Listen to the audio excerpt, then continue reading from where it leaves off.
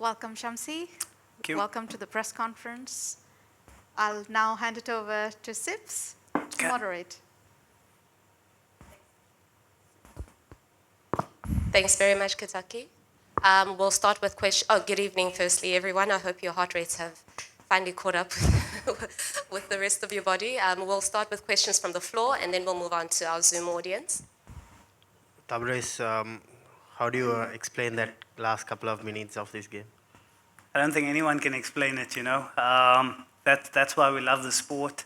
I don't think anybody in the stadium could have guessed which way the game was going to go. But for me personally and the team, obviously we knew that, the guys that were out there in the middle were capable. And, thankfully for us, they did the job today. What do you make of the surface? You bowled extremely well today, picked up 3 wickets.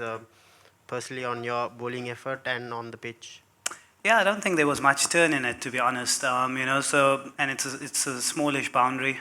I think you have to really focus on the areas that you hit and be really hard on yourself on that. And I think T20 cricket is a game where you need a little bit of luck as well to go your way. On another day, you can bowl the same and go for a lot of runs. So I think just focusing on the right lengths and the right areas to hit, that's all I was focusing on. We'll start with, we'll move on to our Zoom audience. We'll start with Tianis, followed by Telford, Firdaus, and then Nathan.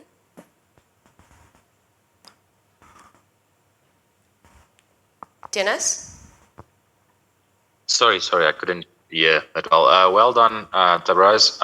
Just want to hear when the batting sort of goes a bit like that, when it's sort of not the biggest total. Obviously it looks like almost par for that surface. Does that sort of frustrate you a bit as a bowling unit when you guys really do well to restrict the team and the batting sort of looks like it's not really getting going? No, not at all. I think, all the games that we've played, there's different batsmen that have put their hands up and, taken the team to victory. So far, obviously, we've only lost the one game, which we could have won as well. And I think it's the same from the bowling point of view. There's no need for anybody to be frustrated because the big positive is that we're not relying on one or two guys. And that's always something that you always speak about in a team. It's a joint effort. And from our point of view, we're very comfortable with the way we're sitting. There's different guys that are scoring runs and winning games for the team, and it's the same with the ball. Telford? Also, Tabraiz, very well done.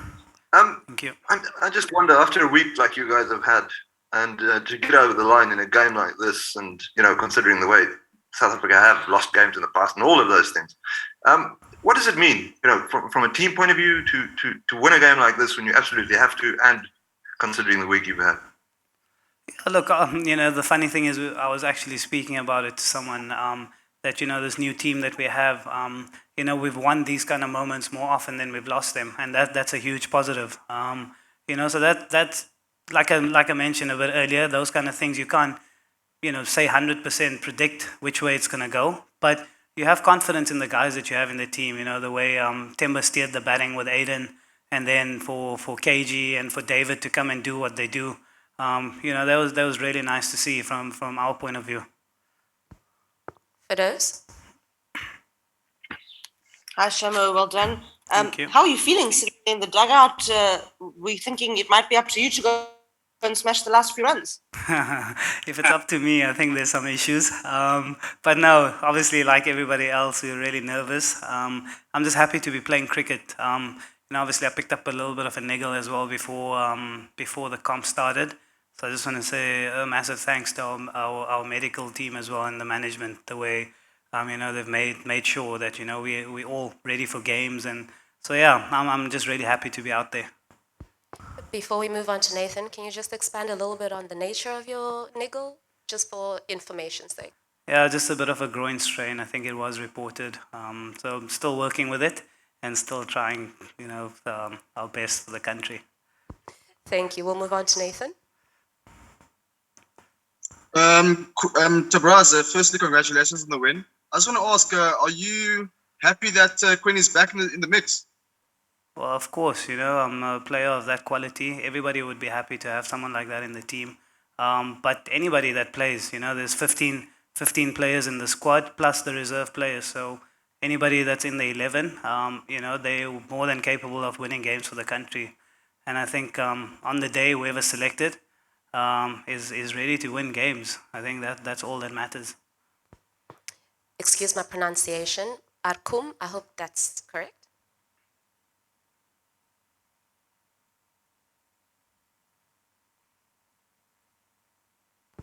Okay, we'll move on to Ken.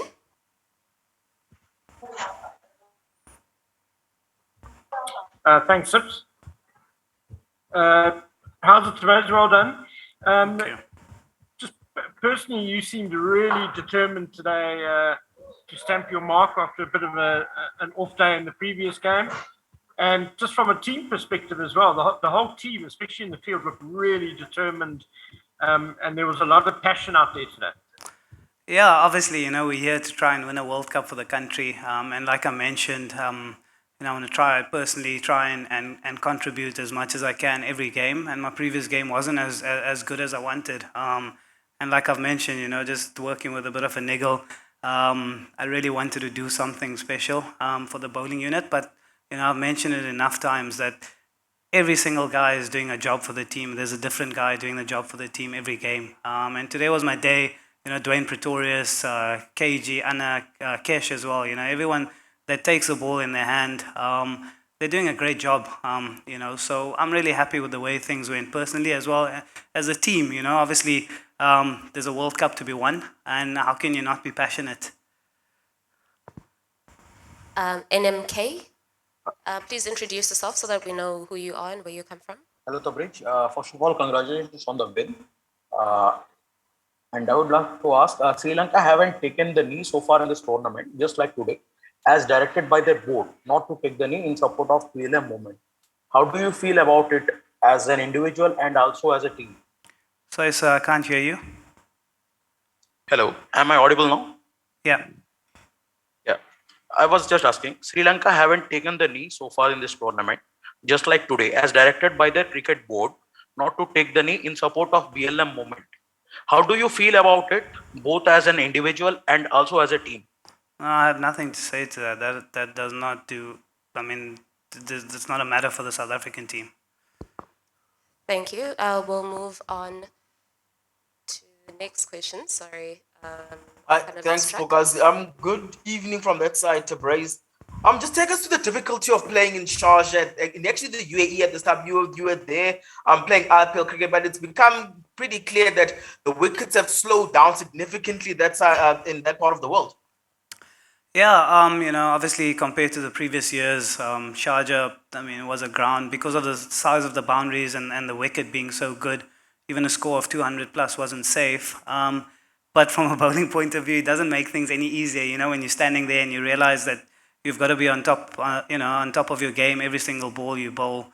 So as a bowler, it doesn't make things any easier. Like I mentioned, we're just trying there and trying to nail our skills. There's a lot of work that the guys do behind the scenes. There's a lot of analysis and game plans that people come up with. And we try and implement that on the day. Zahir? Hi, Tabraiz, Zahir here. Just we've spoken before about that your job's not only on the field, it's also off the field. You do a lot of work behind the scenes. Did you have to do a lot more this week in the build-up? And how long can KG talk about that six that he hit today? You're going to allow him to talk about it? No, I think the work that we do behind the scenes never changes. Every game is important for us. And KG is it's a joke running around in the team. He's always got the shot of the day, no matter what the situation is. And again, he pulled out a special six. So, I think there's no need for us to be surprised anymore because he does it so often. And, he puts in a lot of work behind the scenes. So I'm so happy with the way he's batting. And, winning games for us with both the ball and the bat. Arkum and then Fidoz. Hi, Tabraiz. Congratulations today. And just one question, most people are expecting Australia and England as the favorites to play the semis. What are your plans regarding despite this popular opinion? Well, our plan is just to try and win every game that we play for South Africa. People can have whatever opinions they want. We're here for a different challenge. You know, if we didn't believe that we can win this World Cup, we'd probably be sitting at home and watching on our television sets. And that's exactly, that's not what we're here for. We're here to win the World Cup. And obviously, all the teams in the group are very strong, and so are we. So, we just have to come in and try and win every game that we play. Fidos, and then we'll close off with Vidu. I did see your hand. Shama, could I just get your comment on Dwayne Pretorius' death bowling? I mean, it seems like he's really come into his own with this tournament. What sort of things has he been doing behind the scenes? Yeah, I think if we had to give the award of scholar of the team, it would probably be Dwayne Pretorius. He does so much analysis. He does so much work behind the scenes. He wants to make sure that he's well prepared, and he's come up with his game plans with our analysts and the coaching staff. So, I'm really happy that he's getting the rewards. And I mean, I think we can't really we can't speak enough about the job that he did for us at the end. As you saw that the game was so close, and it's so turned out that he's become our death bowling specialist, and so far he's done a great job. Thank you, Vidu. You can close this off.